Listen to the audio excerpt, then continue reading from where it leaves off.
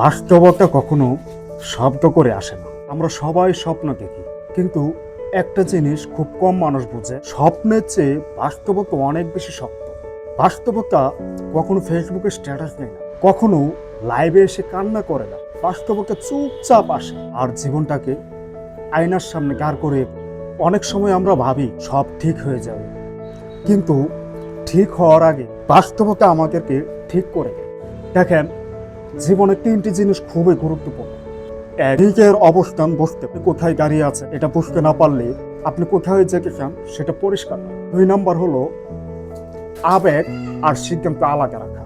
আবেগ দিয়ে সম্পর্ক চলে, কিন্তু সিদ্ধান্ত হিসাব দিয়ে হয়। যারা এই দুইটা গুলিয়ে ফেলে তারা জীবনের মোড়ে বারবার আটকে যায়। 3 নাম্বার হলো সময়ের মূল্য বোঝে। কারোর জন্য থেমে থাকে না, আপনি প্রস্তুত থাকেন বা না থাকেন, সময় তার নিজের কাজ করে যায়। একটা কথা মনে রাখবেন, বাস্তবতা কখনো আপনার বিরুদ্ধে নয়, বাস্তবতা শুধু আপনাকে শক্ত বানাতে চায়। আজ হয়তো আপনি চুপ, হয়তো অনেক কিছু সহ্য করছেন। চুপ থাকা মানে হেরে যাওয়া না, চুপ থাকা মানে আপনি পর্যবেক্ষণ করছেন। যারা দ্রুত রিয়েক্ট করে তারা মুহূর্তে যে, আর যারা ধৈর্য ধরে তারা আজীবন। আমাদের সমাজে একটা প্রবণতা আছে, মানুষের ফলাফলকে সম্মান দেয়, প্রসঙ্গ দেখে।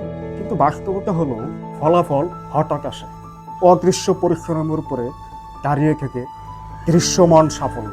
তাই যদি কখনো মনে হয় সবাই এগিয়ে যায়, একা পড়ে আসে, মনে রাখবেন বীজ মাটির নিচে থাকলেও হারিয়ে যায় না, প্রস্তুতি নেই। আমি একটা জিনিস বিশ্বাস করি, তো চাপ আসবে তো পরিষ্কার হবে আপনার চরিত্র। কারণ চাপ না থাকলে হীরা তৈরি হয় না, আর পরিষ্কার না হলে মানুষ পরিণত হয় না। শেষে একটা প্রশ্ন রেখে যেতে চাই, আপনি কি আপনার বাস্তবতাকে এড়িয়ে চলছেন, নাকি তাকে গ্রহণ করে পরবর্তী সিদ্ধান্ত নিচ্ছেন? কারণ জীবন বদলায় না ইচ্ছা দিয়ে, জীবন বদলায়। আজকে হয়তো আপনার গল্পটা চুপচাপ চলছে, স্থির থাকেন, একদিন এই নীরব অধ্যায়টাই শক্তিশালী অধ্যায় হয়ে দাঁড়াবে। ধন্যবাদ।